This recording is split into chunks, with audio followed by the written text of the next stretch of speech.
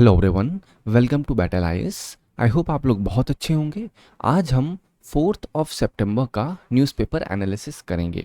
इसमें टोटल मैंने 6 आर्टिकल लिए हैं, जिसमें पहला आर्टिकल बात करता है आसाम में इंडिया का पहला वल्चर कंजर्वेशन पोर्टल लॉन्च हुआ है। मैं आपको समझाऊंगा इस आर्टिकल में वल्चर्स क्या होते हैं, उनके टाइप्स क्या होते हैं, और ये जो वल्चर कंजर्वेशन पोर्टल है इसकी क्या रिलेवेंस है, ये किस तरीके से मदद करेगा वल्चर्स, जिसे आप लोग गिद्ध कहते हैं, उनके कंजर्वेशन में। सेकेंड आर्टिकल बात करता है इंडिया और जर्मनी पुश कर रहे हैं, एक दूसरे के साथ डील कर रहे हैं, जिससे यूरोपियन यूनियन में और इंडिया में free trade agreements fast track हो सके। और इसके पीछे आपको रीज़न भी पता है, कहीं ना कहीं दोनों देश चाहते हैं कि जो फ्री ट्रेड एग्रीमेंट हो वो अच्छे तरीके से काम करे। रीज़न बीइंग आपको पता है यूएसए की सिचुएशन कैसी है, जियोपॉलिटिकल सिचुएशन कैसी है, कहीं पे कुछ भी टैरिफ लगाए जा रहे हैं, तो वहाँ पे इंडिया जर्मनी एक दूसरे के साथ एक बायलैटरल एग्रीमेंट करने पे एक ही सेम टेबल पे आकर के डील कर रहे हैं। ठीक है, तो ये जीएस पेपर 2 आपका आईआर सेक्शन में काफ़ी ज़्यादा रेलेवेंस है। थर्ड आर्टिकल बात करता है सेबी ने एक ऑर्डर पास किया तो उसके अगेंस्ट अपील हुई है सिक्योरिटी अपीलेट ट्रिब्यूनल में। हम आपको फिर से कल ही आपको पूरे आर्टिकल में मैंने टाइप्स ऑफ ट्रिब्यूनल समझा दिया था।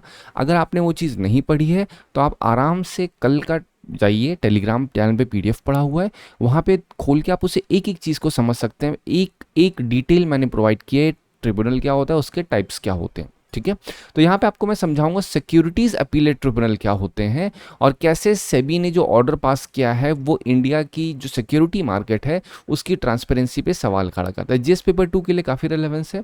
इसी से कनेक्टेड क्वेश्चन जीएस 225 में भी आया था, कल भी मैंने यही चीज़ शो की थी, क्योंकि बहुत ही ज़्यादा कनेक्टेड सवाल है ये, तो इसीलिए ऐसा भी हो सकता है कल भी कोई ट्रिब्यूनल पे सवाल आए तो मैं दोबारा आपको शो कर सकता हूँ। तो आप ये मत सोचिए कि सर ये तो रिपीटेटिव हो रहा है। यूपीएससी में कभी कोई चीज़ रिपीटेटिव नहीं होती। अगर रिपीटेटिव चीज़ को बार बार पढ़ के आपके दिमाग में आ रहा है कि नहीं मुझे ना कुछ नया पढ़ना है, मुझे ना ऐसे इंटरेस्ट नहीं आ रहा, तो कहीं ना कहीं वो आपको एक ट्रैप में डाल देगा एक नई नई इन्फॉर्मेशन पढ़ने के। बट अगर आप वही सेम चीज़ जो प्रीवियस पढ़ी उसको रिवाइज करते चलोगे तो देयर आर हाई चांसेस, हाँ वो जो इन्फॉर्मेशन आप पढ़ रहे हैं वो लेजिट होनी चाहिए, पीवाईक्यू बेस्ड, सिलेबस बेस्ड होनी चाहिए। अगर ये दो चीज़ चल रही है तो आप जितना रिवाइज करोगे आपकी उतनी मसल मेमोरी एग्जामिनेशन टाइम पे, जब एग्जामिनेशन हॉल में बैठोगे तब स्ट्रेंथन रहेगी।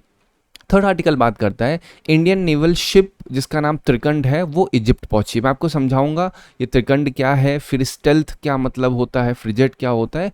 ऑलरेडी मैंने इसको समझा दिया था, आई थिंक 26 अगस्त का जो न्यूज़पेपर एनालिसिस किया था वहाँ पे मैंने आपको चीज़ें समझाई थी। दोबारा एक बार आपसे डिस्कशन कर लूँगा। फिर एक प्लेसेस इन न्यूज़ में इसराइल में एक न्यूक्लियर साइट है जिसका नाम है Shimon Peres Negev nuclear research centre. मैं आपको समझाऊंगा यहाँ पे क्या हो रहा है, बट आपको बेसिकली सिर्फ ये चीज़ ध्यान रखनी है। ठीक है, फिर लास्ट आर्टिकल बात करता है कि बिहार में जो अपोजिशन पार्टी है उन्होंने कहा है भैया हम ना जब आ जाएंगे सत्ता में तो 85% रिजर्वेशन देंगे। अब आपको पता है 50% का कैप लगा रखा है सुप्रीम कोर्ट ने, है कि नहीं।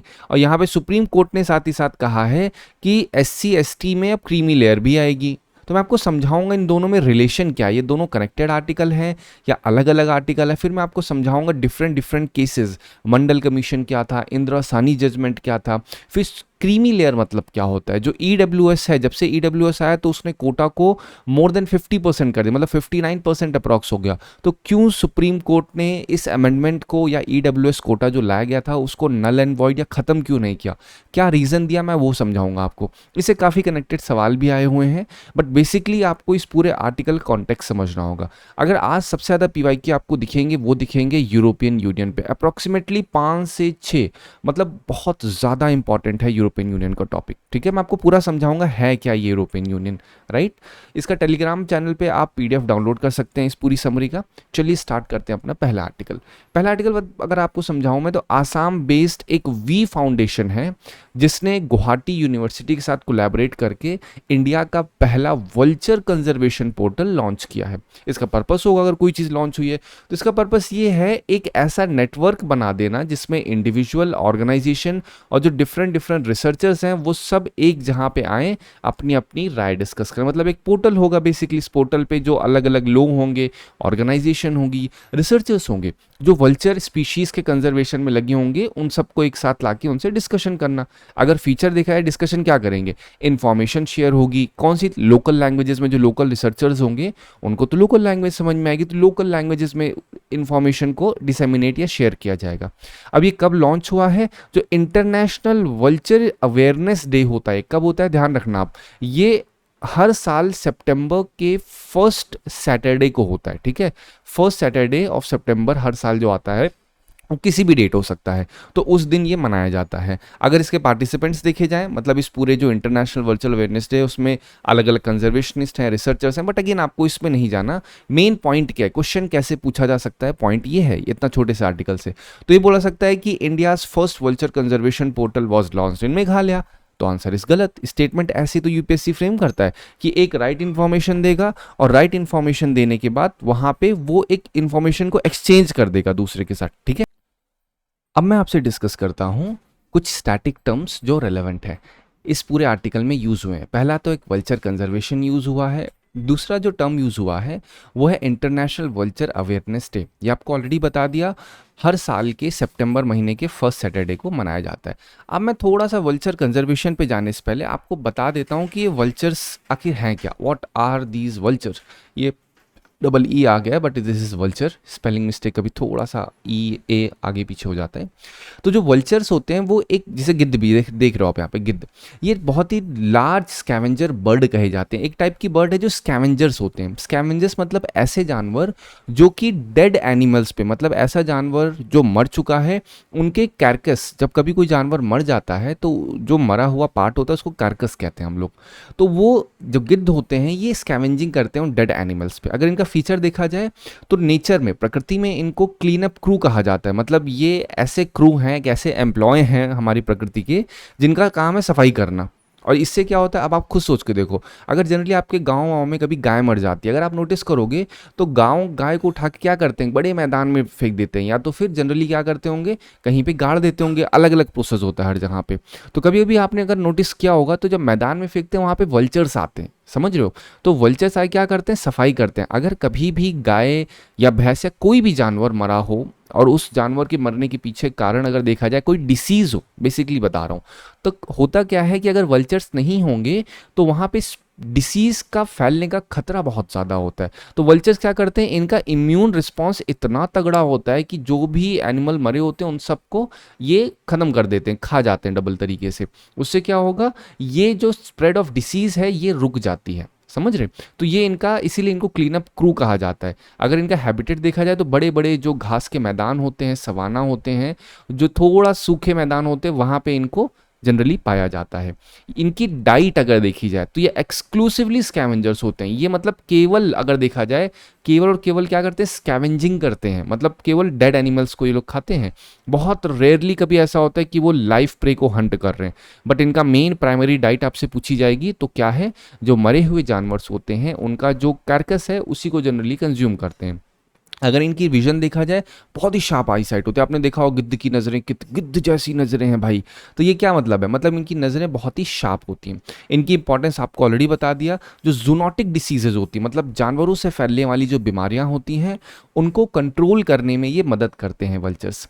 साथ ही साथ इकोलॉजिकल बैलेंस को मेंटेन करने में मदद करते हैं। कैसे, जो कैरकस होता है या फिर जो मरे हुए जानवर का पूरा रिमेन्स होता है उनको डिकम्पोज करने में काफ़ी मदद करते हैं, समझ रहे हैं। तो ये बेसिकली वल्चर का एक, मैंने आपको एक आइडिया दे दिया, आपसे पूछा जा सकता है, ठीक है। अब पॉइंट आता है कि स्पीशीज़ कौन कौन सी हैं। तो टोटल देखा जाए 9 वल्चर की स्पीशीज़ हैं जो इंडिया में पाई जाती हैं। आपको पता होना चाहिए क्रिटिकली एंडेंजर्ड स्पीशीज कौन कौन सी है। एक तो वाइट रम्ड वल्चर कहा जाता है, इंडियन वल्चर, स्लेंडर बिल्ड और रेड हेडेड वल्चर। आप यहाँ पे नोटिस करोगे तो ये आपको दिखेगा एग्जैक्टली आप सिंपल टाइप्स ऑफ वल्चर डालो, मतलब कहीं ना कहीं किसी ना किसी कोचिंग में ये चीज़ पढ़ी होगी, आप वहाँ से इसको पढ़ सकते हो। ऐसा कुछ नहीं करना कि नहीं, आप सिर्फ इमेजेस को ध्यान रखो, ठीक है। ये जो क्रिटिकली एंडेंजर्ड है वो आपको पता होना चाहिए। और जो एंडेंजर्ड है वो कौन से, इजिप्शियन वल्चर। अब यहाँ पे एक वर्ड देखिए, क्रिटिकली एंडेंजर्ड और एंडेंजर में फ़र्क क्या है। क्रिटिकली एंडेंजर मतलब ये होता है भैया ये इनकी पॉपुलेशन बहुत ही कम बची है, मतलब they are about to get extinct. मतलब अगर इनकी पॉपुलेशन को अगर अच्छे तरीके से कंजर्वेशन एफर्ट्स नहीं डाले गए तो ये कुछ हंड्रेड्स में ही बचे होंगे, अब खत्म हो जाएंगे, ठीक है। एंडेंजर मतलब क्या है, इनके ऊपर खतरा मंडरा रहा है। तो ऐसे ऐसे जो आपका international union of conservation of nature है ये एक रेड बुक बनाता है, उसमें लिस्ट अलग अलग टाइप की स्पीशीज़ की डालता है जनरली, ठीक है। इनका आयुशियन स्टेटस, जितने भी इंडियन वल्चर्स हैं मोस्टली उनको क्रिटिकली एंडेंजर्ड कहे जाते हैं। इनकी पॉपुलेशन जो है वो बहुत ही शार्प डिक्लाइन पे है, राइट। चलो, तो ये बेसिक मैंने आपको बता दिया स्पीशीज के बारे में। मेजर रिस्क क्या है, क्वेश्चन उठता है भैया डिक्लाइन हो रही तो कारण क्या है। तो पहला क्या है कि जो आपका डाइक्लोफिनेक पॉइजनिंग है ये एक सबसे बड़ा कारण है इनके मरने का। अब ये जो वल्चर आप देख रहे हो, होता क्या है, मान लेते हैं एक गाय है, ठीक है, उसको कभी दर्द हुआ, उससे कभी बुखार हुआ, तो अक्सर डॉक्टर जो होते हैं वेटेरियन होते हैं, वह क्या करते हैं, दवा देते हैं। और दवा में अगर वो कभी कोई डाइक्लोफिनेक का कॉम्बिनेशन देते हैं तो उससे क्या होता है, उनकी बीमारी तो सही हो गई, लेकिन जस्ट इन केस अगर वो गाय मर जाती है तो उसकी बॉडी में क्या होता है, ये डाइक्लोफिनेक जो दवा होती है इसके केमिकल्स होते हैं। और जब ये मरी हुई बॉडी को वल्चर्स या गिद्ध आकर के खाते हैं तो उससे क्या होता है, इन गिद्ध के स्टमक में, डाइजेस्टिव सिस्टम में जाता है डाइक्लोफिनेक, और ये जाने से इनकी बॉडी में डाइक्लोफिनेक को कंज्यूम करने, डाइजेस्ट करने की क्षमता नहीं होती और इनकी डेथ हो जाती है उससे, ठीक है। ये एक बहुत बड़ा रीजन है डाइक्लोफिनेक पॉइजनिंग को लेकर के, ये पता होना चाहिए। मैंने आपको तरीका एक स्टेप बाय स्टेप बता दिया कैसे जनरली फैलता है। साथ ही साथ दूसरा कारण क्या है, हैबिटेट लॉस, फूड स्कैरसिटी। अब फूड आपको ही पता है, जितने बड़े बड़े घास के मैदान थे वो कन्वर्ट हो जा रहे हैं रियल एस्टेट साइट्स में, उससे क्या हो रहा है, इनको फूड नहीं मिल पा रहा है प्रॉपर तरीके से, ये भी एक बड़ा रीजन है रिस्क का। फिर इलेक्ट्रोलिकेशन और कोलिजन विद आपका पावर लाइंस, ये एक बड़ा कारण है।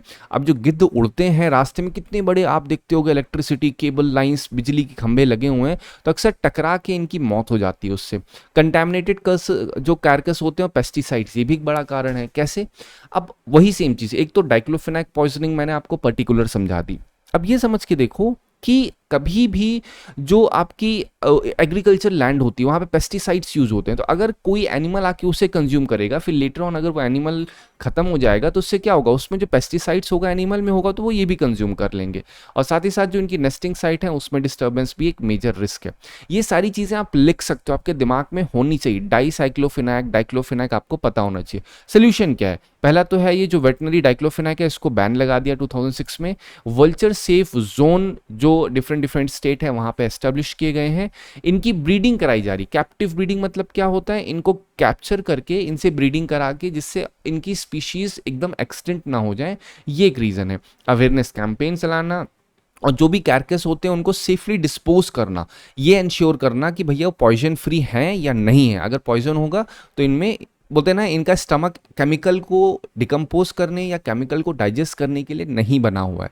तो ये चीज़ आपको बेसिकली अच्छे से पता होनी चाहिए, ठीक है। अब देखिए यूपीएससी 2012 में सवाल क्या है, अब आप सिर्फ सवाल को देखो, ठीक है।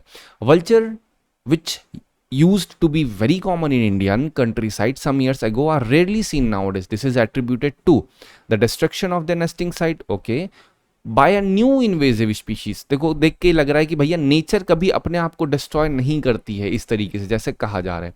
A drug used by cattle owner for treating their diseased cattle, यही तो मैंने आपको बताया। यहाँ पे लिख सकते हैं a drug name diclofenac used by owners for treating their disease cattle, तो आप डायरेक्टली यहाँ पे बोल सकते हो। फिर scarcity of food available to them, again यहाँ पे कारण तो कहीं ना कहीं सब है, लेकिन अगर आप देखोगे बेस्ट क्या है, क्योंकि तुरंत ह्यूमन मेड कॉज जो है, मैन मेड कॉज जिसे कहते हैं, वो है आपका ड्रग का यूज करना अपनी कैटल को सही करने के लिए, तो ये एक कारण है। सेकंड देखो, according to IUCN which of the following vulture is critically endangered, white back vulture, Indian griffon vulture, bearded vulture. अब देखो यहाँ पे आप नोटिस करिए, क्या Indian griffon vulture critically endangered है? आप आइए देखिए कहाँ पे Indian griffon vulture, griffon vulture तो लीस्ट कंसर्न है, ये भी नहीं है, बियर्डेड वल्चर भी लीस्ट कंसर्न। लेकिन देखिए व्हाइट रम्ड कल्चर, इसे व्हाइट बैक्ड कल्चर भी कहते हैं, वल्चर सॉरी, ये आपका क्रिटिकली एंडेंजर्ड, तो A is the right one, right. चलो अब आते हैं अपने नेक्स्ट आर्टिकल पे। नेक्स्ट आर्टिकल बात करता है इंडिया और जर्मनी पुश कर रहे हैं जिससे उनका ट्रेड एग्रीमेंट और बढ़ सके, साथ ही साथ जो इंडिया और यूरोपियन यूनियन में फ्री ट्रेड एग्रीमेंट होता है वो और तेजी या तेज गति पकड़ सके। पहले मैं आपको समझाता हूँ फ्री ट्रेड एग्रीमेंट क्या होता है। ये दो कंट्री के बीच डील होती है जिसमें ये लोग बोलते हैं भैया हम लोग आपस में जो इम्पोर्ट एक्सपोर्ट करेंगे उसके ऊपर टैरिफ नहीं लगाएंगे, उसके ऊपर हम लोग पूरी तरीके से बोलते हैं ना ट्रांसपेरेंट रहेंगे, बहुत ज़्यादा कस्टम ड्यूटी इन सब चीज़ों पे नहीं जाएंगे, मतलब इसको टैरिफ फ्री रखा जाएगा जनरली कहा जाए। तो इंडिया और जर्मनी ने वही क्या किया है, रीअफर्म किया है अपने कमिटमेंट्स को, अपने एक दूसरे के भरोसे को बनाने के लिए कहा है कि हम लोग बायलैटरल ट्रेड और डबल करेंगे, हम और मजबूती से इंडिया और यूरोपियन यूनियन का जो फ्री ट्रेड एग्रीमेंट है, वर्ड में देखो फ्री मतलब फ्री में ट्रेड एग्रीमेंट, ऐसा एग्रीमेंट जहां पे ट्रेड फ्री में होगा, मतलब ये नहीं पैसा ही लगेगा, मतलब टैरिफ्स नहीं लगेंगे उसमें, ठीक है। अब यहाँ पे जो जनरल टॉक्स क्या हुई हैं, वो जो यहाँ के एक्सटर्नल अफेयर्स मिनिस्टर हैं फिर जर्मन के जो हैं, उन डिस्कशन बेसिकली उनके बीच हुआ है। एरिया कौन सी फोकस की गई है, जो करंटली ट्विन चैलेंज प्रिवेल कर रहा है। पहला क्या है, पूरी दुनिया की जो अर्थव्यवस्था है वो बहुत ही वॉलेटाइल हो चुकी है, मतलब अस्थिर हो चुकी है, ठीक है, स्थिर नहीं है वो पूरी तरीके से। साथ ही साथ जो पॉलिटिकल अनसर्टेनिटी प्रिवेल कर रही है, मतलब टैरिफ लग रहे हैं, सैंक्शन लग रहे हैं, तो ये सब क्या शो कर रहे हैं, ये सब शो कर रहे हैं कि करंट सिचुएशन बहुत ही ज़्यादा खराब है और ज़रूरी है कि फोकस करें दोनों कंट्रीज एक दूसरे के साथ। रशियन फैक्टर भी एक बहुत बड़ा फैक्टर है कि मतलब अगर इंडिया ने कंसिस्टेंटली ऐसे ऑयल वो करते मतलब परचेज करते रहे तो कंसर्न्स ये भी है कि सेकेंडरी सैंक्शंस भी लगें इंडिया के ऊपर, ठीक है। ट्रंप ने ऑलरेडी ये चीज़ बोली भी है। ट्रंप तो भाई साहब अब ट्रंप का सोच रहे हो, मतलब ये इंसान समझ में नहीं आता कौन सा डोनाल्ड डक है बंदा ये। अब व्हाट ही सेइंग आप सुनोगे तो आपको लगेगा भाई क्या बोल रहा है ये। ट्रंप ने कहा है कि अगर यूरोपियन कंट्रीज ने इंडिया के साथ डील की तो यूरोपियन कंट्रीज के ऊपर भी हम टैरिफ लगाएंगे, और उनसे कहा है कि यूरोपियन कंट्रीज इंडिया के साथ डील ट्रेड करना कम कर दें। ये ट्रंप का कहना है, आप समझ रहे हो ये what Trump is actually up to, समझ रहे हो।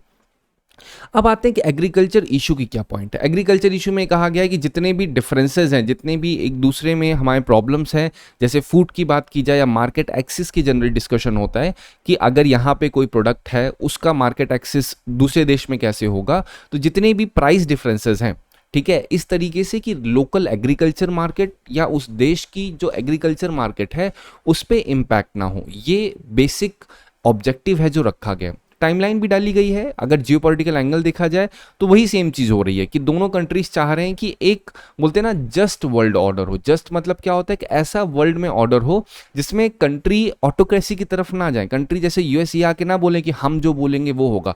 एक दूसरे की सॉवरेनिटी पे, एक दूसरे की इकोनॉमिक फ्रीडम की रेस्पेक्ट की जाए, समझ रहे हो। तो इंडिया ने भी यही सेम चीज बोली है कि भैया मल्टीपोलर वर्ल्ड ही आज के समय की रियलिटी, जो कि सत्य है, जो कि एक बहुत ही बड़ा सच है आज के समय। अगर यूनिपोलर वर्ल्ड में क्या होता है, यूनिपोलर वर्ल्ड कहता है कि भैया वर्ल्ड में एक पावर होगी और उसमें सब यूनिफाइड रहेंगे, बट आज के समय यहाँ पे एक घर में 4 लोग यूनाइट नहीं हो पा रहे हैं और यहाँ यूनिपोलर वर्ल्ड की बात की जा रही है, बिलियंस ऑफ बिलियन पॉपुलेशन की। तो इंडिया कहता है कि हर एक के पास अपनी स्ट्रैटेजिक ऑटोनॉमी होनी चाहिए। एक दूसरे के साथ जब हम कंसल्टेशन करेंगे, एक दूसरे से बातचीत करेंगे, तो हम अपने इंटरेस्ट को, अपनी प्रॉब्लम्स को, अपने इश्यूज को अच्छे से हाईलाइट कर पाएंगे। तो ये बेसिक मतलब है इंडिया का जो स्टैंड है। अब मैं आपको पॉइंट समझाता हूं, इसमें से जो लाइंस हैं आप मेंस के लिए एक्सट्रैक्ट कर सकते हो। अब इससे आप देखिए, ये जो लाइंस यहाँ पे लिखी हुई हैं, इन लाइंस को आप एज इट इज अपने आंसर में डाल सकते हो। इसे लिखा क्या है, security in the Indo Pacific is closely linked to security in Europe. अब देखो ये लाइन कितनी रेलेवेंट है, कितनी स्ट्रेट फॉरवर्ड है। अगर आपको यूरोप में सिक्योरिटी जो है वो इंश्योर करनी है तो इंडो पैसिफिक में सिक्योरिटी को और अच्छे तरीके से देखना पड़ेगा, राइट। फिर एक देखिए, an FTA would help stabilise global economy as the ballast which today the world economy really needs. तो अब कहा जा रहा है जो फ्री ट्रेड एग्रीमेंट है ये ग्लोबल इकोनॉमी को स्टेबलाइज करने में मदद करेगा, लाइक अ बलास्ट। बलास्ट मतलब क्या होता है, अचानक से जो पानी शिप्स के नीचे स्टोर किया जाता है वो बलास्ट होता है। आपको पता होगा बलास्ट वाटर जनरली क्या होता है, जब एक शिप होती है ऐसे करके, तो शिप को स्टेबलाइज करने के लिए शिप अपने पास वाटर को स्टोर कर लेती है जिससे शिप में बैलेंस मेंटेन हो। तो मान लो एक शिप जो है वो यूके से चली है, यूके पोर्ट से, और इंडिया में आई है, तो यूके में पोर्ट जो वाटर ली होती है वो इंडिया में आकर के उस वाटर को जनरली क्या करेंगे, इसको रिलीज कर देंगे। इसी से आपको याद आना चाहिए बैलास्ट वाटर ट्रीटी भी दिमाग में आनी चाहिए। इसमें क्या होता है जनरली, इसमें कहा जाता है भैया अगर कोई यूके में कोई एक बोलते हैं ना कोई स्पीशीज होगी, कोई इन्वेजिव स्पीशीज होगी, या कोई एक तरीके से बोलते हैं ना किसी तरीके का बैक्टीरिया होगा, वो आके इंडिया में अगर फैल गया तो प्रॉब्लम हो सकती है, तो इसके लिए ट्रीटी बनाई जाती है। बट पॉइंट यहाँ पे बैलास्ट वाटर पे नहीं हो रहा, यहाँ सिर्फ एग्जाम्पल दिया जा रहा है बैलास्ट का कि फ्री ट्रेड एग्रीमेंट पूरी ग्लोबल इकोनॉमी को स्टेबलाइज कर सकता है। ये सारे लाइन से आप आइडिया ले सकते हो, रटना नहीं है आपको, ये सिर्फ एक आइडिया लेने के लिए है, अपने आंसर में आप फ्रेम कर सकते हो। कभी क्वेश्चन आपसे पूछा जा रहा है यूरोपियन यूनियन का यूरोपियन यूनियन किस तरीके से वर्ल्ड में, क्योंकि यूरोपियन यूनियन एकमात्र इस समय एक ऐसी ऑर्गेनाइजेशन है जिसमें कंट्रीज एक दूसरे के साथ आके बात कर रही हैं, जो यूरोपियन यूनियन की कंट्रीज हैं। अभी मैं आपको समझाऊंगा है क्या actually European union, but point यही है आज के समय यूरोपियन यूनियन ही कहीं ना कहीं सक्सेसफुल है। बाकी यूनाइटेड नेशन का हाल ऐसा हो चुका है कि ट्रम्प जिसका मन में आ रहा है वो धोके जा रहा है उसको, समझ रहे हैं? तो इस वजह से ये चीज़ रेलेवेंट हो जाती है। अब मैं आपको कोई स्टैटिक्स टर्म बताऊं, अगर European union, India European free trade agreement, secondary sanction, strategic autonomy, Indo Pacific security architecture, तो ये की टर्म्स हैं जो मुझे लगे कि आपके पेपर के लिए रेलेवेंट हो सकते हैं। अब मैं इस हर एक टर्म को आपको इन शॉर्ट समझा देता हूं, लेकिन यूरोपियन यूनियन अच्छे से समझाऊंगा। यूरोपियन यूनियन है क्या? ये पॉलिटिकल और इकोनॉमिक यूनियन है। यूनियन मतलब लोगों का समूह, तो यहाँ लोगों का समूह नहीं है, ये 27 यूरोपियन कंट्रीज का समूह है जो आपस में ट्रेड, पॉलिटिक्स, सिक्योरिटी और लॉ मेकिंग में कोऑपरेट करते हैं। अगर इनका फीचर देखा जाए तो 1993 में मैस्ट्रिच ट्रीटी में इसको फाउंड किया गया था। इसका हेडक्वार्टर बेल्जियम ब्रुसेल्स में है। करेंसी देखा जाए तो यूरो एक कॉमन करेंसी है, इसको यूज किया जाता है 20 कंट्रीज में, और जो जो कंट्रीज यूरो को यूज करती हैं उन्हें यूरो जोन कंट्री कहा जाता है। जैसे यूरो को यूज करने वाली जो कंट्रीज हैं उन्हें यूरो जोन कहते हैं, ठीक है। अगर इसके अंदर जो इंस्टीट्यूशन की बात की जाए, यूरोपियन कमीशन आता है, इससे भी क्वेश्चन आया हुआ है, यूरोपियन पार्लियामेंट है, यूरोपियन काउंसिल है, यूरोपियन सेंट्रल बैंक बनाया गया है। इन सब का एक यूनिफॉर्म काम है। काम क्या है? कोऑपरेट करना ट्रेड, पॉलिटिक्स, सिक्योरिटी और लॉ मेकिंग में। इसमें क्या होता है? सिंगल मार्केट होती है यूरोपियन यूनियन। बेसिकली 27 देशों में एक सिंगल मार्केट है जहां पे गुड्स, सर्विसेज, कैपिटल और लोगों का फ्री मूवमेंट होता है। इसीलिए आप नोटिस करोगे ब्रिक्स समिट हुआ था, सॉरी ब्रिक्स नहीं, ब्रेक्सिट, ठीक है। ब्रेक्सिट में क्या हुआ था? ब्रिटेन ने एग्जिट किया था। ब्रिटेन कहा भाई हम यूरोपियन यूनियन का हिस्सा नहीं रहेंगे, समझ रहे? तो ये जो क्यों उसके पीछे रीजन था, क्योंकि यूनाइटेड किंगडम को लगा कि ये जो यूरोपियन यूनियन में कंट्रीज हैं, अगर हम फ्री ट्रेड करेंगे, फ्री मूवमेंट करें, तो हमारी खुद के जो प्रॉफिट हैं, जो हमारे खुद के इंटरेस्ट हैं, वो इम्पैक्ट होंगे। बट अगेन वो एक अलग टॉपिक है। बट जो यूरोपियन यूनियन है वो कहती है कि हमारे इस पूरे 27 देशों के बीच मूवमेंट फ्री होगा गुड सर्विसेज का। इसी में एक यूरोपियन स्टेबिलिटी मैकेनिज्म भी वर्क करता है, जो क्या करता है? यूरो जोन कंट्रीज की मदद करता है। ध्यान रखिए, यूरोपियन स्टेबिलिटी मैकेनिज्म का मतलब क्या है? जो यूरो जोन कंट्रीज हैं, कौन यूरो जोन कंट्रीज? जो करेंसी यूरो है उसको वो लोग जनरली यूज करते हैं। तो ये यूरो जोन कंट्री के अंदर फाइनेंशियल स्टेबिलिटी रखने की बात करता है यूरोपियन स्टेबिलिटी मैकेनिज्म। फिर इसी में डिजिटल सिंगल मार्केट की बात होती है। ये क्या होती है?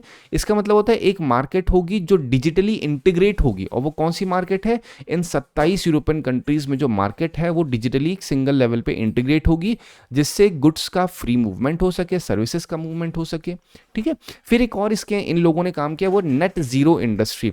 आपने अक्सर नोटिस किया होगा कि कार्बन बॉर्डर टैक्स के बारे में, जहाँ पे क्या होता है, शुरुआत यूरोपियन यूनियन ने ही की थी। इसने कहा था कि भैया अगर यूरोपियन कंट्रीज़ में कोई ऐसा स्टील या एल्यूमिनियम या कोई ऐसा प्रोडक्ट आएगा जिसमें कार्बन एमिशन बहुत ज़्यादा है, तो उनके ऊपर कार्बन टैक्स लगेगा। तो क्यों? क्योंकि उन्होंने नेट ज़ीरो इंडस्ट्री को सैंक्शन कर रखा है। उन्होंने कहा है कि हम कार्बन एमिशन ज़ीरो करेंगे, नेट ज़ीरो रखें। क्यों? जिससे यहाँ पे एनवायरमेंट सस्टेनेबिलिटी बढ़ सके। तो ये एक पूरा फॉर्मेट है जो आपको पता होना चाहिए बेसिक लेवल पे। जो ग्रीन हाईलाइट किया है इसको ज़रूर दिमाग में रखिएगा, अभी आपको समझ में आएगा क्यों। अब देखिए एमपीएससी में, पीसीएस में 2019 में सवाल क्या है? Consider the following statement about European Union. It is political and economic union, बिल्कुल सही है। It was formally established by Maastricht treaty, ये भी सही है, अभी आपको समझाया था मैंने। In 2007 Austria and Sweden became member of European Union. तो 2007 में नहीं है, 1995 में ये एस्टेब्लिश हुए थे, मतलब मेंबर बने थे यूरोपियन यूनियन के। 2000, अब देखिए ये एक स्टैटिक इन्फॉर्मेशन है, ये आपको इसका कोई ट्रिक या कोई तरीका नहीं होता, बस आपको थोड़ी इन्फॉर्मेशन इसके बारे में पता होनी चाहिए। नेक्स्ट कभी यूरोपियन यूनियन पे अगर आर्टिकल होगा वहाँ पे मैं बता दूंगा कि ये 20 कंट्रीज किस सीक्वेंस में एंटर की थी। ज़रूर यूरोपियन यूनियन पे आर्टिकल सभी और आएंगे, समझ रहे। नेक्स्ट आता है कि in 2012 European Union receive Nobel peace prize, तो ये सही है। तो आपका ए, बी और D is the right one. Next question देखते हैं। नेक्स्ट क्वेश्चन से पहले पर्पस देख लेते हैं। पर्पस आपको ऑलरेडी बताया कि पीस, स्टेबिलिटी और प्रॉस्पेरिटी यूरोप में प्रमोट करना, कॉमन ट्रेड और फॉरेन पॉलिसीज बनाना, एक दूसरे को इंटरगेट करना और जो कॉन्फ्लिक्ट्स होते हैं उसको प्रिवेंट करना।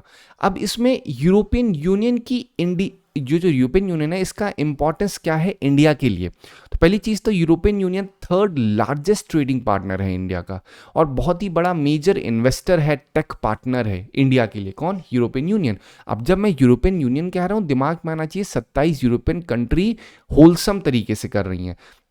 और कुछ की फ्री ट्रेड एग्रीमेंट के नेगोशिएशन और क्लाइमेट पार्टनरशिप में ये यूरोपियन यूनियन कनेक्टेड है इंडिया के साथ।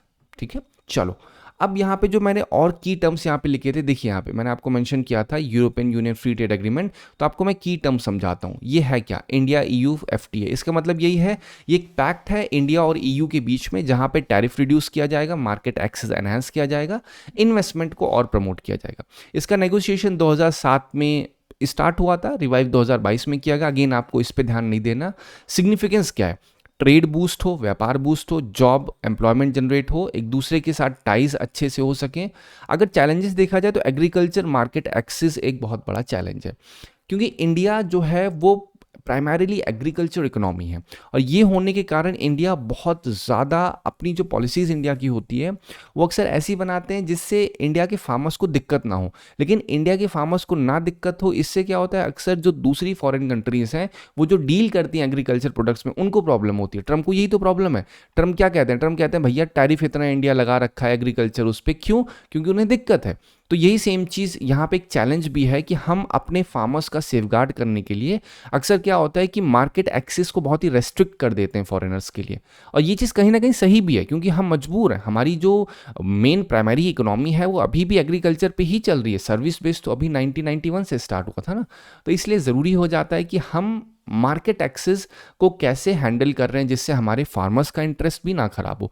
डिजिटल ट्रेड ये भी एक बहुत बड़ा चैलेंज है, इंटेलेक्चुअल प्रॉपर्टी, सस्टेनेबल स्टैंडर्ड्स, ये सब क्या है, ये सारे कुछ चैलेंजेस हैं इंडिया और ईयू के बीच में। अब एक वर्ड आपने सुना सेकेंडरी सैंक्शंस, ये क्या होता है, ऑलरेडी एक कंट्रीज के ऊपर लगा हुआ है। अगर बोलते हैं ना एक जैसे यूएसए ने लगा रखा है पेनल्टी, या फिर जो आपका टैरिफ लगा रखता है, अब अगर दोबारा से इसी को लगा दिया जाएगा, सेकेंडरी सैंक्शन कहे जाएंगे, है कि नहीं। यही तो लिखा है, penalty imposed by one country on foreign firm countries for trading a sanction nation.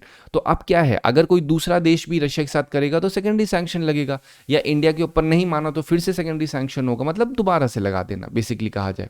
ठीक है, इस पे इम्पैक्ट क्या होगा, ऑयल इंपोर्ट पे इम्पैक्ट होता है, शिपिंग पे इम्पैक्ट होता है, इस सब पे इम्पैक्ट होता है। ऑलरेडी मैंने आपको बताया हुआ है प्रीवियस आर्टिकल्स पे कि सेकेंडरी सैंक्शंस का सिर्फ मतलब बताया यहाँ पे। स्ट्रैटेजिक ऑटोनॉमी मतलब क्या होता है, इंडिया की फॉरेन पॉलिसी बात करती है हर एक जो कंट्रीज हैं उसके पास खुद के एक ऑटोनॉमी होनी चाहिए, मतलब खुद वो अपने डिसीजंस को ले सके, किसी दूसरे के द्वारा इन्फ्लुएंस ना हो, ये मतलब होता है स्ट्रैटेजिक। और उनकी जो स्ट्रैटेजिक मतलब क्या होता है, स्ट्रैटेजी। और स्ट्रैटेजी मतलब क्या होता है, स्ट्रैटेजी का सिंपल सा अर्थ होता है प्लान। और प्लान कंट्री क्यों बनाती है, प्लान बनाती है अपनी इकोनॉमिक्स को सही करने के लिए, वहाँ पे जो सोशल स्टैंडर्ड्स हैं उसको सही करने के लिए। सोशल स्टैंडर्ड मतलब सोसाइटी में जो प्रॉब्लम्स हैं, चाहे एजुकेशन की बात करें, हेल्थ की बात करें, तो ये सारी चीज़ स्ट्रैटेजिक ऑटोनॉमी की बात करते हैं। ठीक है, ये क्यों बात हो रही थी, क्योंकि जो यूरोपियन यूनियन, यूएस, रशिया और चाइना के बीच एक बैलेंसिंग रिलेशन होना चाहिए, उस चीज़ के ऊपर डिस्कशन करता है। फिर बात करें इंडो पैसिफिक सिक्योरिटी आर्किटेक्चर की, इसका मतलब क्या है, ये भी एक फ्रेमवर्क है बेसिकली। फ्रेमवर्क मतलब क्या है, ये अगर आसान सी भाषा में कहा जाए, एक तरीका है जिससे जितनी भी कंट्रीज इंडिया और पैसिफिक ओशियन से कनेक्टेड हैं वो फ्री, ओपन और सिक्योर सीज को मेंटेन रखें, एक स्ट्रैटेजी बना सके, स्टैंडर्ड हो जिसमें जितनी भी कंट्रीज इन्वॉल्व हैं इंडियन पैसिफिक ओशियन में, वो सब की सब किसको, अपने सीज को ओपन रखें, फ्री रखें। ये ना हो कि जो सीज के पास कंट्रीज हैं वो आपस में आके बोले ना हम तो टैरिफ लगाएंगे, हम तो ये नहीं करने दें। तो इससे क्या होगा, वो क्लोज हो जाता है, और इससे जब क्लोज होगा तो क्या होगा, एफटीए वर्क नहीं करेगा, बहुत सारी प्रॉब्लम्स हैं जो प्रिवेल करेंगी, और प्रिवेल करेंगी तो क्या होगा, ट्रेड ढंग से नहीं हो पाएगा, और जब ट्रेड ही ढंग से नहीं हो पाएगा तो उसका सबसे बड़ा इंपैक्ट ये दिखेगा कि लोगों की जो इनकम है, लोगों की जॉब है, वो इन्वर्सली इंपैक्ट होंगी। अगर इंडो पैसिफिक सिक्योरिटी आर्किटेक्चर की बात करें, उसमें की प्लेयर्स देखे जाएं तो एक तो क्वाड है। क्वाड मैंने अभी 2 से 3 दिन पहले समझाया था, जापान के रेफरेंस से बताया था आपको। फिर मैंने आपको एशियान के बारे में भी समझाया हुआ है, और अभी यूरोपियन यूनियन के बारे में समझा ही दिया है मैंने आपको। ठीक है, चलो अब हम देखते हैं क्वेश्चंस। 2024 में क्वेश्चन आया हुआ है, consider the following statement, the European parliament approve the net zero industry act recently. मैंने अभी आपको बताया, बिल्कुल किया।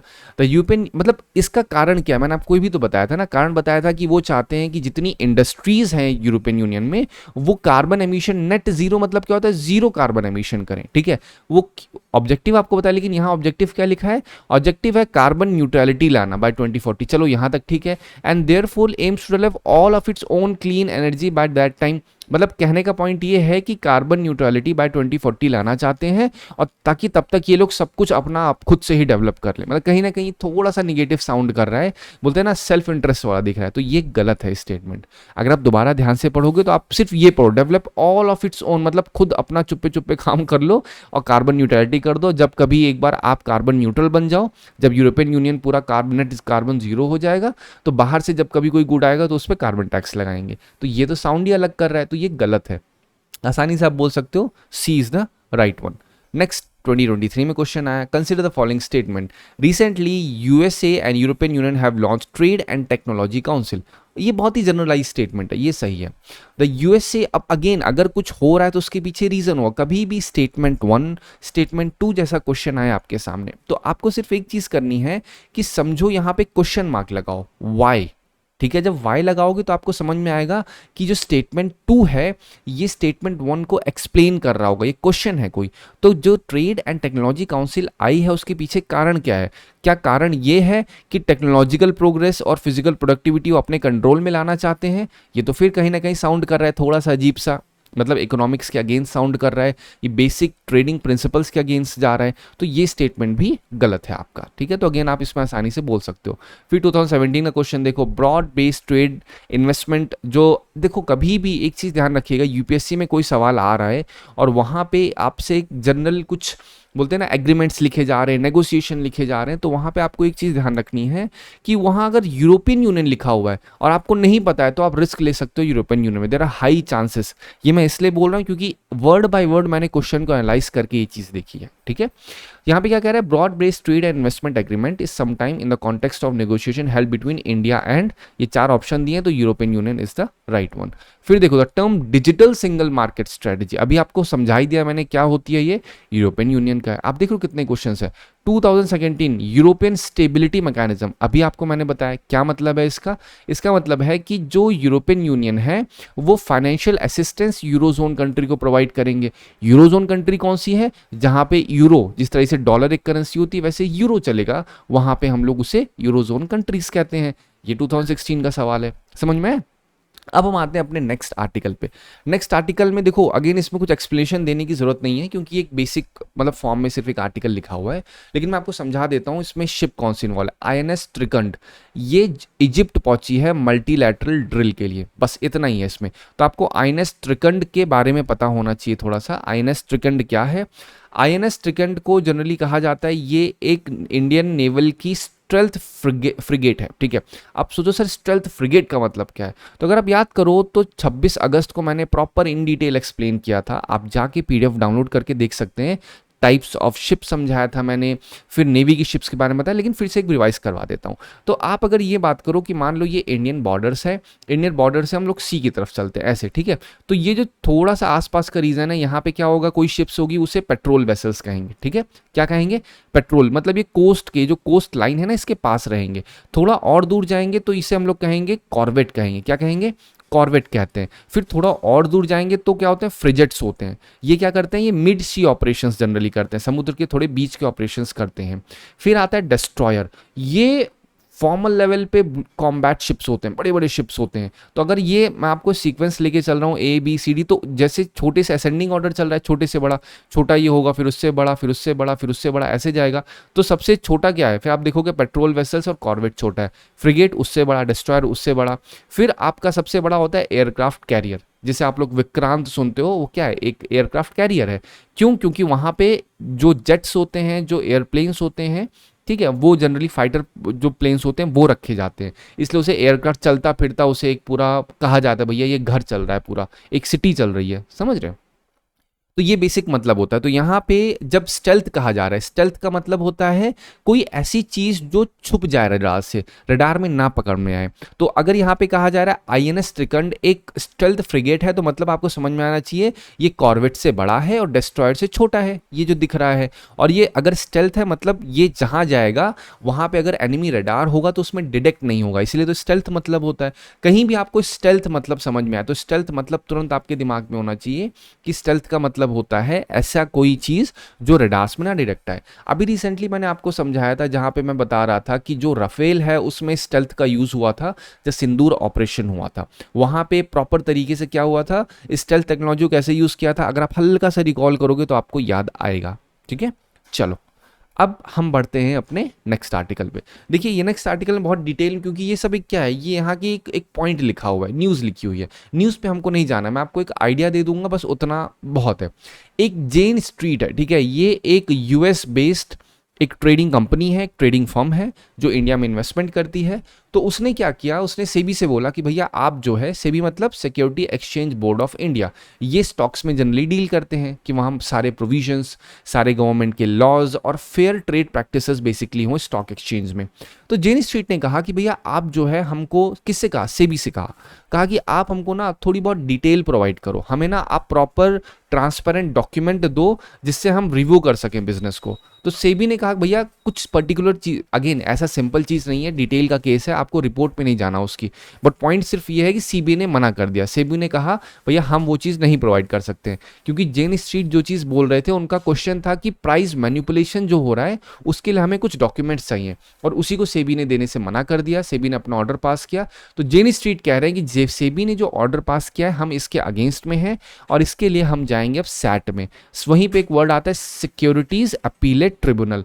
अब कभी भी कोई ऑर्डर पास करता है कोई बॉडी, तो उसके अगेंस्ट केस की सुनवाई होती है। जैसे आपने नोटिस किया होगा, डिस्ट्रिक्ट कोर्ट ने कोई अपनी सुनवाई दी तो वो देने के बाद वो जनरली कहाँ जाते हैं, हाई कोर्ट में जाते हैं। हाई कोर्ट में नहीं समझ में आया, सुप्रीम कोर्ट में जाते हैं। लेकिन जो ट्रिब्यूनल्स होते हैं ये स्पेशलाइज सेमी जुडिशियल बॉडी होती हैं या क्वासी जुडिशियल बॉडी होती हैं, जिनके पास जुडिशियल पावर होती है। व्हाट इज जुडिशियल पावर, मतलब जजमेंट देने की पावर होती है, ऑर्डर देने की पावर होती है, समझ रहे हैं। तो उसी में ट्रिब्यूनल्स डिफरेंट डिफरेंट टाइप्स के होते हैं। मैंने कल बताया था 323A जो आपका सेंट्रल एडमिनिस्ट्रेटिव ट्रिब्यूनल की बात करता है, 323B जहां पे government different different specialise tribunals को बना सकती है स्पेशलाइज बॉडी को मॉनिटर करने के लिए, जैसे NGT बनाया गया है। फिर मैंने आपको समझाया था और भी डिफरेंट डिफरेंट टाइप्स के SAT के बारे में बताया था, सिक्योरिटी अपीलेट ट्रिब्यूनल। आज मैं आपको दोबारा से उसको बताऊंगा। कल आपको याद होगा फॉरेनर ट्रिब्यूनल के ऊपर मैंने बताया था, आज फिर से ट्रिब्यूनल आ गया, ठीक है। तो अभी सिक्योरिटी अपीलेट ट्रिब्यूनल है क्या, ये सेक्शन 15 के सेबी एक्ट 1992 के द्वारा एस्टैब्लिश किया गया था। एक स्टैट्यूटरी बॉडी है। कभी भी आपको लिखा मिले स्टैट्यूटरी बॉडी, इसका मतलब ये होता है कभी गवर्नमेंट कोई एक्ट पास करेगी, उस एक्ट के द्वारा अगर किसी बॉडी को बनाया जाएगा तो उसको स्टैट्यूटरी बॉडी बोला जाएगा। अगर कहीं पे आपको लिख रहा है कॉन्स्टिट्यूशनल बॉडी, इसका मतलब यह है कि इस बॉडी को बनाया गया है कॉन्स्टिट्यूशन ऑफ इंडिया के द्वारा। एग्जाम्पल देखा जाए इलेक्शन कमीशन, फिर आप देखोगे UPSC, समझ लो ये सब क्या है, ये सारे के सारे आपको दिखेंगे कॉन्स्टिट्यूशनल बॉडीज। और स्टैच्यूटरी बॉडीज का एग्जांपल आप देखोगे, जैसे आपका ये सैट हो गया, NGT भी आपका हो गया। फिर आप देखोगे जो एनवायरमेंट जो कंजर्वेशन होता है, wild life protection act, environment protection act, इसके अंदर डिफरेंट डिफरेंट बॉडीज बनाई गई हैं, वो सब कहलाएंगी आपकी स्टैच्यूटरी बॉडीज, ठीक है। कॉम्पोजिशन की बात की जाए तो इसमें जो प्रिसाइडिंग ऑफिसर होते हैं वो रिटायर्ड जज होते हैं सुप्रीम हाई कोर्ट के। अगर पावर की बात की जाए तो अगर ये जो सिक्योरिटी अपीलेट ट्रिब्यूनल, मतलब यहाँ पे अपील होगी, तो अपील कहाँ की होगी, क्या किसी का मर्डर हो गया तो अपील सिक्योरिटी अपीलेट ट्रिब्यूनल पे होगी, नहीं। तो जो सेबी है, सेबी में अगर कोई ऑर्डर पास होता है और उससे दिक्कत होती है तो सिक्योरिटी अपीलेट ट्रिब्यूनल में जा सकते हैं, सैट बोलूंगा मैं, ठीक है। अगर कभी pension fund regulatory and development authority ने कोई ऑर्डर पास किया, वो किसी को नहीं समझ में आता है तो सैट के पास जा सकते हैं। Insurance regulatory and development authority ने कोई ऑर्डर पास किया, वो नहीं पसंद आया तो जा सकते हैं सैट के पास। तो ये सारी क्या होते हैं, जुरिस्डिक्शन होते हैं सैट के। अपील प्रोसेस क्या होता है, वही सारी चीज बताई, जो ऑर्डर पास हुए वो विद इन 45 डेज अपील करना होता है। अगर ये जो सैट में ऑर्डर पास हुआ, सैट ने जो जजमेंट दिया, अगर वो भी नहीं पसंद आता तो स्ट्रेट अवे सुप्रीम कोर्ट में जाया जा सकता है। अगर सिग्निफिकेंस देखा जाए तो ये एक स्पेशलाइज्ड और स्पीडी जो केसेस के एजुकेशन होता है या केसेस को रिजॉल्व करने के लिए ये एक बहुत ही अच्छे तरीके से काम करती है। लिमिटेशन यही है, इसके पास ओरिजिनल जुरिस्डिक्शन नहीं है, मतलब सैट अपने आप जा करके ये नहीं बोल सकते जेन से कि भैया चलो हम आके तुमसे ये केस को ले रहे हैं, हमें लग रहा है कि सेबी गलत कर रहा है। जब तक इसके पास केस नहीं आएगा तब तक ये चीज नहीं वर्क करेंगे, इसीलिए इसको अपीलेट कहा जाता है, अपील करने का कहा जाता है, ठीक है। चलो अब हम आते हैं नेक्स्ट आर्टिकल पे। नेक्स्ट आर्टिकल बात कर रहा है प्लेसेस इन न्यूज़ पे, एक आर्टिकल है, मतलब एक न्यूज़ है, प्लेस में एक प्लेसेस इन न्यूज़ के ऊपर एक पॉइंट है, वो है शिमोन पेरेस नेगेव। ये एक न्यूक्लियर साइट है बेसिकली।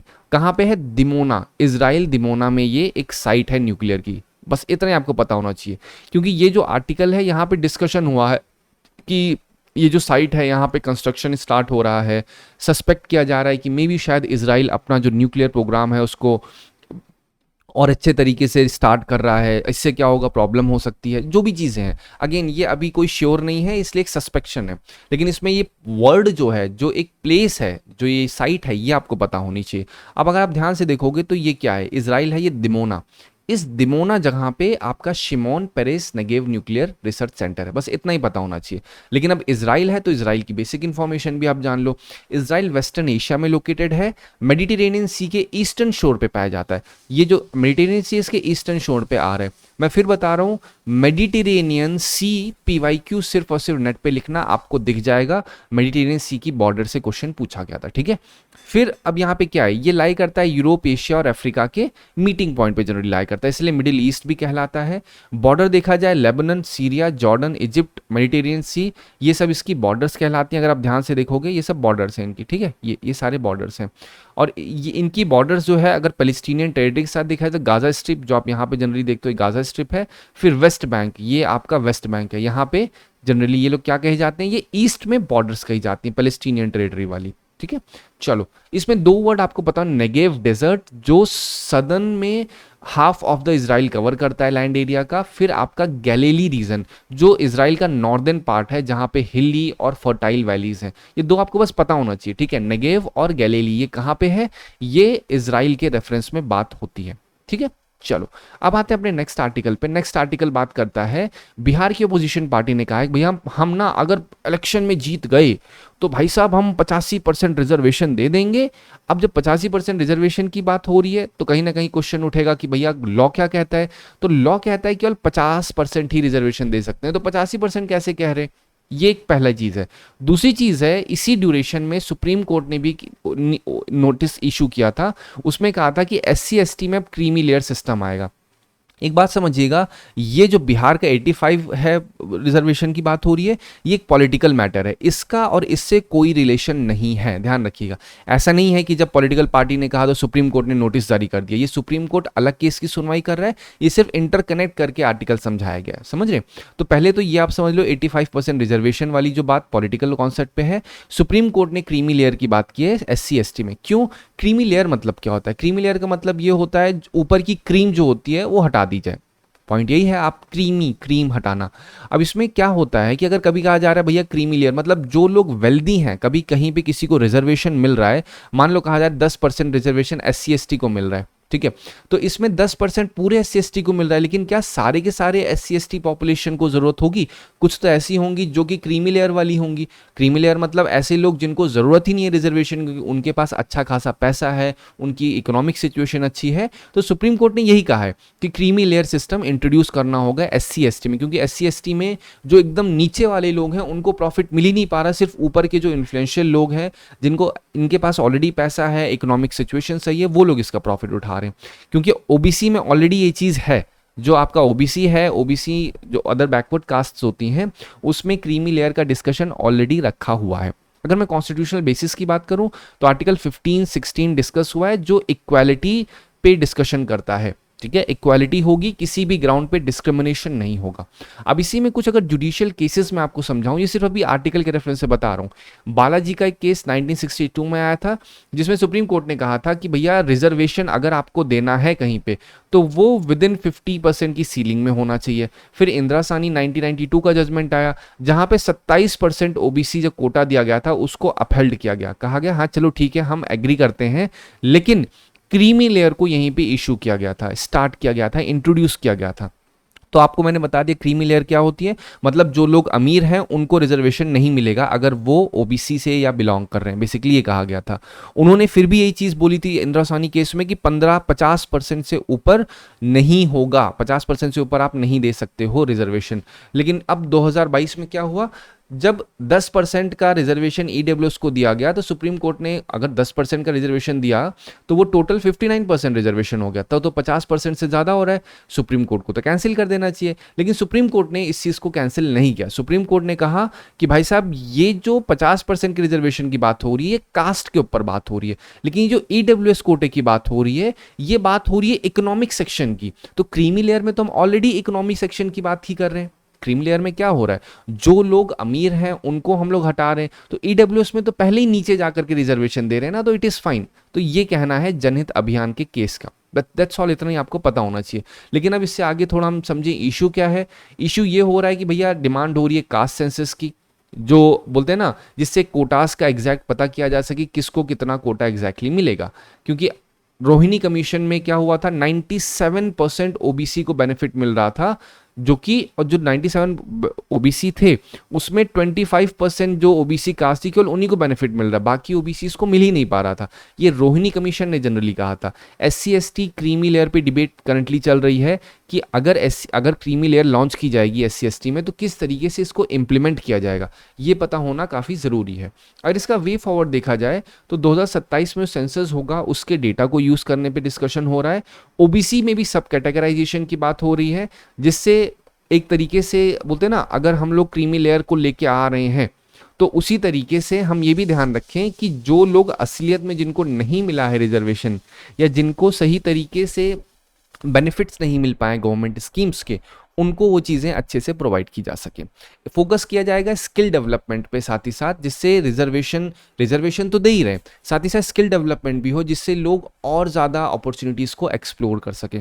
ठीक है, थोड़ा सा ये आर्टिकल आपको कंफ्यूजिंग लग सकता है कि यहाँ पे दो चीज़ें कनेक्ट हो रही हैं, बट मैंने दोनों को अलग कर दिया। ठीक है, बहुत कुछ इसमें आपको ऐसे एज सच जानने वाला नहीं है, मैं आपको भी बताऊँ। आपको सिर्फ ये जुडिशियल केसेस पता होने चाहिए क्या है, क्रीमी लेयर क्या है वो पता होनी चाहिए। अगर कुछ मेंस की लाइन है वो आप पता करके रखो। Right to equality of opportunities fundamental right and an increase in reservation up to 85% may be seem as violating such right. अब आप समझ रहे हो ये चीज़ कैसे। अगर कभी भी क्वेश्चन आपसे स्ट्रेट अवे पूछ लिया जा रहा है कि आप ये बताइए भैया कि ये जो 85% रिजर्वेशन की बात बोली जा रही है, क्या ये किसी भी तरीके से फंडामेंटल राइट को वायलेट करता है, नहीं करता, बहुत पॉसिबल है, ऐसे पूछा सकते हैं। तो आप वहाँ पे ये यूज़ कर सकते हो कि right to equality of opportunity एक फंडामेंटल राइट है, और अगर रिजर्वेशन बढ़ेगा तो वो वायलेट करेगा, कैसे करेगा अब आपको वो बताना पड़ेगा। फिर यहाँ पे आप ये लाइन भी यूज़ कर सकते हो। फिर आप इसको पढ़ोगे कि based on ensuing census 27 there must be ranging discussions to arrive at a suitable level of reservation। ये देखिए मैं आपको फिर बोल रहा हूँ, ये कोई कोट नहीं है, ये सिर्फ लाइन एक्सट्रैक्ट की है मैंने। इससे आप आइडिया ले सकते हो कि कभी क्वेश्चन पूछा जा रहा है अबाउट सेंसस, ठीक है, सेंसस के पॉइंट्स को एनालाइज करना है, तो वहाँ पे आप ये चीज़ बोल सकते हो कि कैसे जो करंट टॉपिक्स चल रहे हैं, जैसे बिहार में आपने देखा 85% रिजर्वेशन को बोल रहे हैं, तो आप उसको कनेक्ट करके बता सकते हो कि जितने इश्यूज चल रहे हैं उसमें सेंसस का कैसे इस्तेमाल किया जा सकता है। ठीक है, चलो कुछ की static terms 15-16 article, creamy layer, Indra Sawhney judgment, Rohini commission, EWS, ये मैंने आपको ऑलरेडी समझाया हुआ, लेकिन फिर भी एक बार आइडिया दे देता हूँ। आर्टिकल 15-16 क्या कहता है, ये आर्टिकल 15 प्रोहिबिट करता है, मना करता है कि किसी भी तरीके का भेदभाव नहीं होगा on religion, race, caste, sex, place of birth के अकॉर्डिंग। ठीक है, लेकिन स्पेशल प्रोविजंस भी इसके अंदर हैं कि जो सोशली, सामाजिक और आर्थिक स्तर पे जो पिछड़े वर्ग के लोग हैं, जो एससी, एसटी और ओबीसी के हैं, उनको प्रॉफिट दिया जा सकता है। ये जनरली बात होती है। आर्टिकल 16 कहता है equality of opportunity in public employment, सरकारी जॉब में सबके पास इक्वल अपॉर्चुनिटी होगी। समझ रहे। अब क्रीमी लेयर का मतलब क्या है, क्रीमी लेयर का पॉइंट ये होता है कि जिससे जो वेल्दियर पीपल हैं, जो एडवांस लोग हैं, उनको एक्सक्लूड कर दिया जाए बैकवर्ड क्लासेस से, जिससे उनको रिजर्वेशन बेनिफिट का फायदा ना मिले। क्योंकि रिजर्वेशन का मेन ऑब्जेक्टिव ही यही था, जिससे जो लोग गरीब हैं, जिन लोगों के पास अच्छे तरीके से बेनिफिट्स नहीं है, उनको वो सारे बेनिफिट्स मिल सकें। ठीक है, अब अगर इसका स्टेटस बात किया जाए, अभी तक ये SC ST पे अप्लाई नहीं होता है।